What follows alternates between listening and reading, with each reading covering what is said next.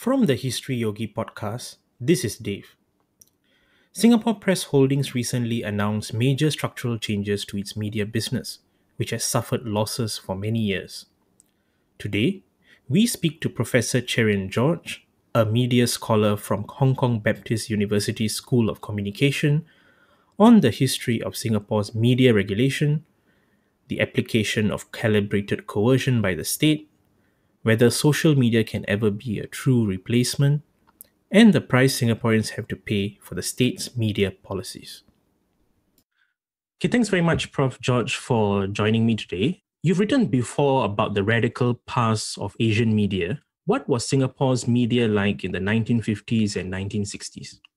Well, thanks, Deb, for having me on. Well, at that time, broadcasting was run by a government department, Radio Television Singapore, with an explicit propaganda function. And of course, there was no internet. But print media was much more plural than it is now. In other words, there were more newspapers representing a wider range of interests and values. I'm not a historian, and I've done no primary research on this period. So your listeners should probably refer to other authors. I would recommend, of course, Mary Turnbull's History of the Straits Times, Dateline Singapore. There's Francis Xiao's Media Enthralled. On the history of Asian language papers, obviously an extremely important topic. There's a book about the early Chinese newspapers of Singapore by Chen Mong Hock, looking at the turn of the last century, so much earlier. Then there's Said Zahari's Dark Clouds at Dawn. And these will be essential reads, I think. But whether we're looking at the press or universities or civil society or other sectors, I think what's more striking about that period is that there was a lot more ferment and correspondingly crushing response by the PAP government. The state's response at that time, could be seen as necessary for nation building and national security, or alternatively as really quite self-serving moves, designed to remove all obstacles and to, establish the PAP as a dominant political force. I personally think it was a mix of both. And to what extent it was the former, as in something necessary for national security, versus the latter, something really just political, probably differed from case to case. So for example, my understanding of the Maria Hertog affair of 1950 tells me that a couple of Muslim-owned newspapers were probably dangerously communal, even after discounting for the larger anti-colonial context, which is obviously quite complicated. On the other hand, I'm not persuaded that, say, Nanyang Siang Pao represented danger to national security when its executives were detained in the 1970s. Interestingly, looking back at that period, it's interesting that, to me, that Lee Kuan Yew's memoirs, where he talks about his battles with the English language and foreign media, does not say a word about his fight with Nanyang Siang Pao, which is still the biggest crackdown ever in Singapore's history. I think this is because it did not really mesh with his chosen narrative, which frames the PAP's management of the press as a clash between Asian and Western values. So paradoxically, the number one victim of PAP repression of the press was a newspaper far more Asian than himself, right? So I think for that reason, it's kind of been erased from his own telling of Singapore's media history. The Newspaper and Printing Presses Act of 1974 is the basis for regulation of the print media. Could you explain why this law came about and how it functions? Well, this law was introduced soon after the crackdown that I referred to against Nanyang Siang Pao in 1971. In that same month, May 1971, 2 English language newspapers were effectively killed as well. Yeah. And, clearly it was obvious to the government, it was obvious to everyone else that some kind of restructuring was in order. Different ideas were surfaced about how to make the media fit in with this new nation building project and so on. But one of the most interesting and still relevant ideas that was surfaced was something that has been tried elsewhere, install an independent press council to ensure that the media, while free, would still be accountable to the public interest. So these discussions were quite advanced, but simply shelved, disregarded, and suddenly out of the blue, the government introduces this new legislation, the NPPA of 1974. It's a unique law, even now, in the world of media regulation, because what it did was that it coupled something far older and more familiar, which is discretionary licensing for media in the form of a permit system. Essentially, anyone who wants to start the newspaper or weekly in Singapore in print must apply to the government for permission. Yeah. So this was introduced a century ago by the British, retained in Malaya and Singapore. So that was preserved in the NPPA. But what was novel about the NPPA is it also introduced this system whereby newspapers must be run by companies, then that these companies' shares must be divided into ordinary shares and management shares, and the government gets to decide who holds management shares. So although the dollar value of management shareholdings will be the same as ordinary shares, what's special about management shares is that these shareholders would have 200 times the voting rights of ordinary shares. Yeah, this is a system that wasn't invented by the PAP. In fact, there are Western newspapers that have the same model of where they divide shares into Class A shares, Class B shares. Both the New York Times had it and the Wall Street Journal. It's a way to ensure that if your original family owners with very clear ideas about the kind of values and principles that newspapers should preserve. If these owners want to have an IPO, essentially, if they want to draw in more investments from the stock market, they could do so while still retaining that ability to direct the editorial philosophy of the paper. Yeah. So the government used this system of super voting shares to ensure that even though newspaper companies were had their shares traded on the stock market, and it would only be approved shareholders that would get to set the editorial direction of the paper. What this essentially did was it gave the government a legal backdoor means of installing the board of directors of every newspaper, and thereby having veto power, essentially, over who gets to be the editor-in-chief, for example.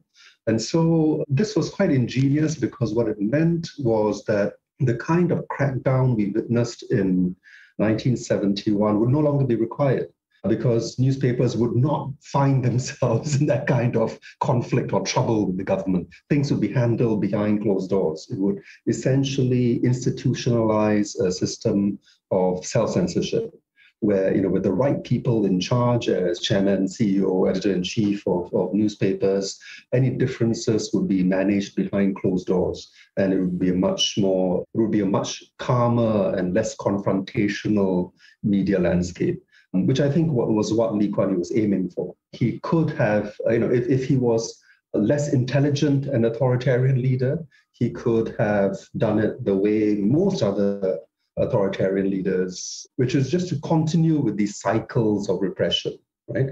Continue using security laws, continue using bans and so on, every few years, crack down on the press. But clearly he understood in 1971 that this didn't really fit with his idea of nation building. He didn't want these constant battles with the press. He wanted the press to be a partner in nation building. But he was also smart enough, we have to give him his due, to recognize that a full nationalization of the press wouldn't be good for Singapore either. So he didn't go the communist route. The communist route is basically where parties decide that the only way to have ultimate influence over the press is to own the press. And so you just take over ownership en masse of the entire media system. He was smart enough to realize that, no, actually that's overkill. He didn't want to do that, right?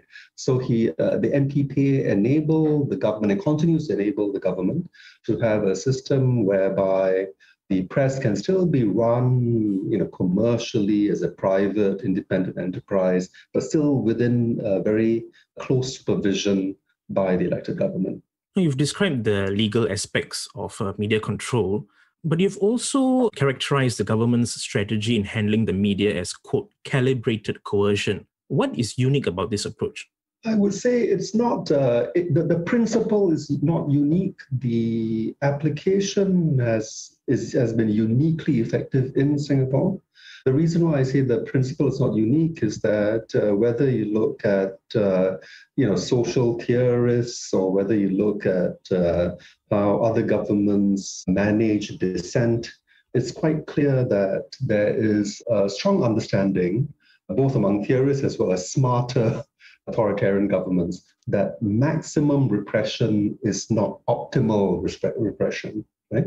There's a certain wisdom to exercising voluntary self-restraint in the use of coercion for a number of reasons. Most obviously that, if you overdo it, if you engage too much in direct and repressive, even violent methods, there is usually a backfire.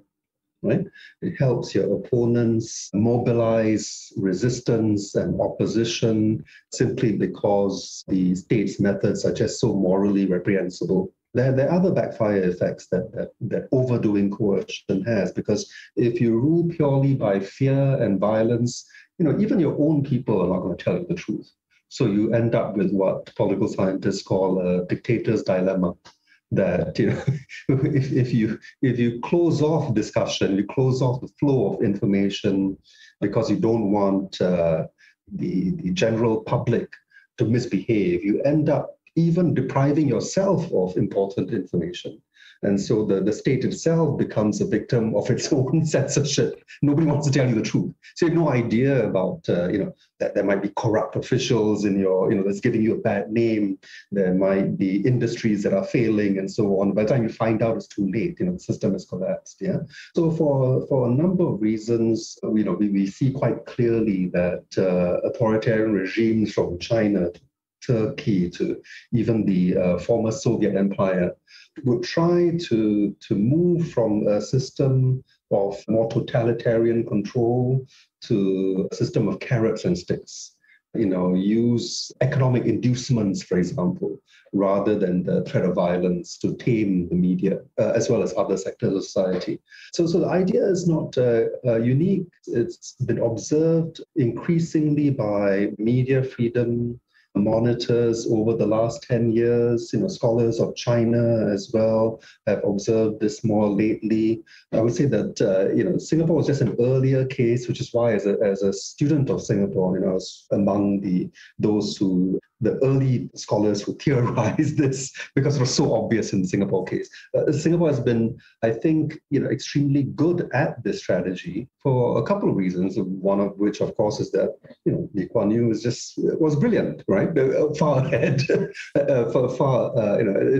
a different league compared with lesser leaders. But of course, the reason is that Singapore is so much smaller. It's so much easier for the state to manage very precisely its instruments, its carrots and sticks. I mean, to put it in concrete terms, in more tangible terms, calibrated coercion requires the political leaders to have very tight, fine-grained control over the instruments of repression, including men with guns, right? Your uniformed services, your police, your paramilitaries, your military, and so on. Yeah.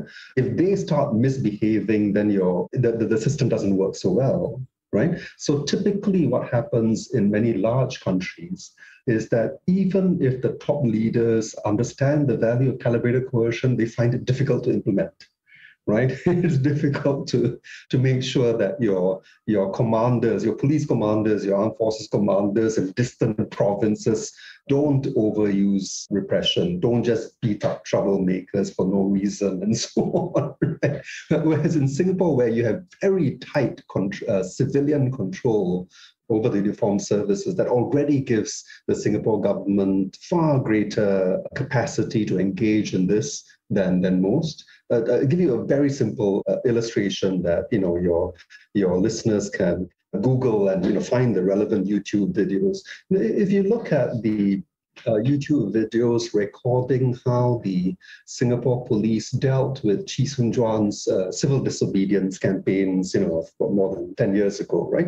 Where he would gather, 4 of his comrades and stand somewhere in public and hold up signs and so on. Yeah. If you look at how the police dealt with it, they did not send in the riot police. Often weapons were not at all even visible. Often they used non-uniformed police, right? Police in civilian clothes.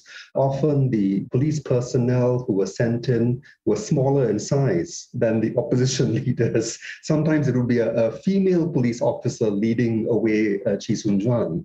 I think these are calculated moves because they know the bad optics if you overuse force. And compare that with how less intelligent regimes deal with dissent. Even if you look at street protests in Kuala Lumpur, right? Straight away, the riot police come in and start pummeling people on the ground and so on. The optics are so bad; it's like engineered to create a response.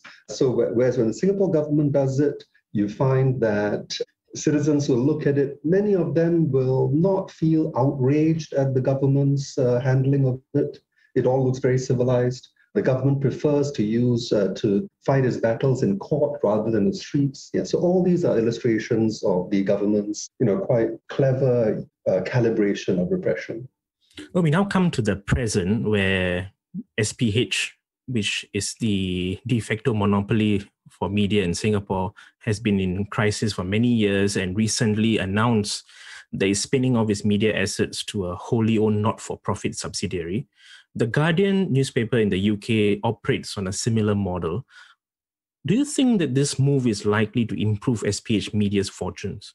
In the short term, yes, it will, simply because the one key problem that SPH Media faces is simply that it's in order to satisfy greedy shareholders and so on, it's been depleting its editorial capacity. It's been letting go people. It's not able to hire as aggressively as it should and so on, right?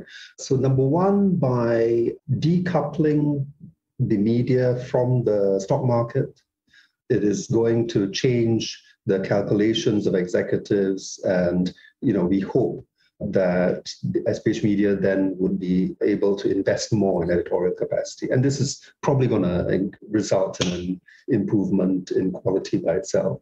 Then on top of that, the government has said that it will subsidize the digital transformation of media, right? Invest in long-term capacity building for the newspaper group. This, of course, has potential downside in terms of potentially compromising whatever little editorial independence the newspaper companies already have. If the government is not only the political supervisor, but also the financial backer of the press, we should expect independence to actually decline. The government has and SPH have given assurances that this won't be the case, but I think the public would have to be vigilant. Given the print media's long-standing financial and reputational issues, some people have suggested that social media could perhaps fill this gap and provide a real space for discussion of alternatives, serve as a sort of a watchdog on the government. But in your opinion, can social media realistically step up and act as a true alternative? Yeah, I'm hesitating to answer that because I think it's important that we get the terminology right so that we know what we're talking about. If we talk about social media as Facebook, Twitter, YouTube, and so on, right?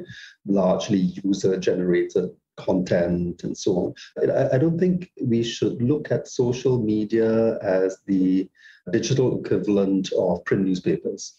Social media is better thought of as the digital equivalent of conversations, right? On steroids.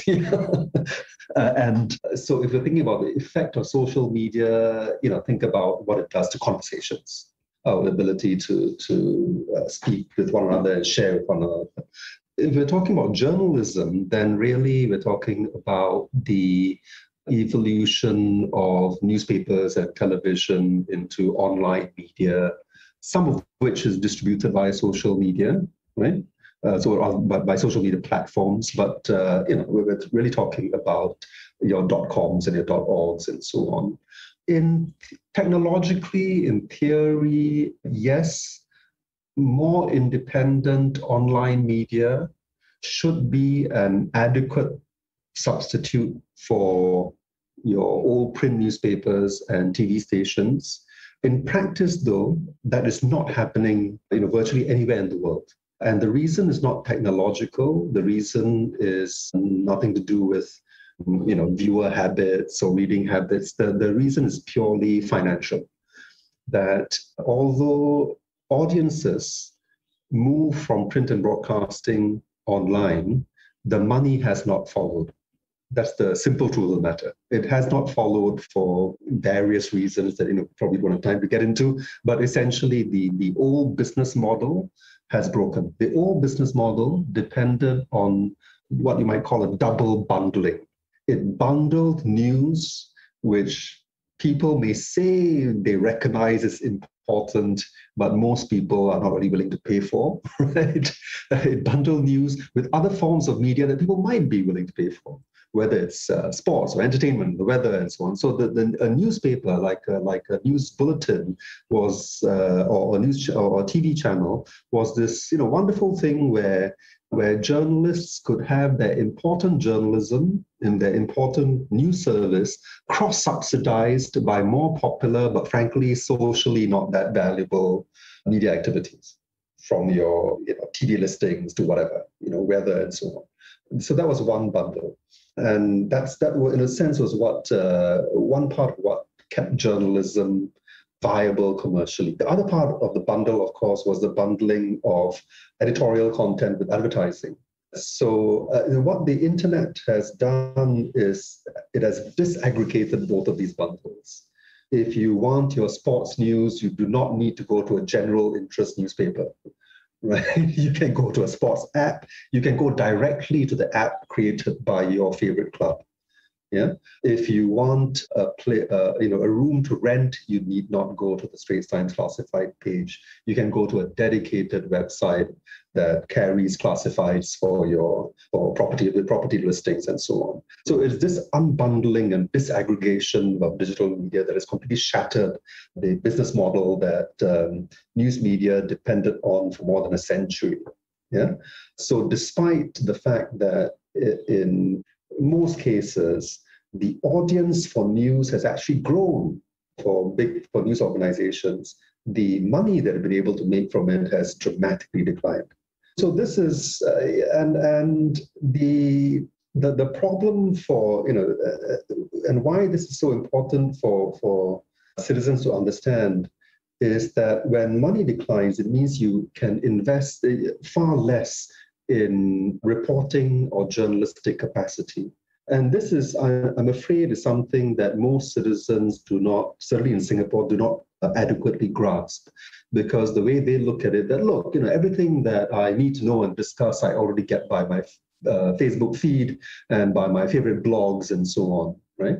But we need to look more deeply at, what is the kind of information that we're getting or the alternative views they're getting. By and large, the views that we're getting via WhatsApp, Facebook, etc., is opinion and commentary on news that is secondhand, thirdhand.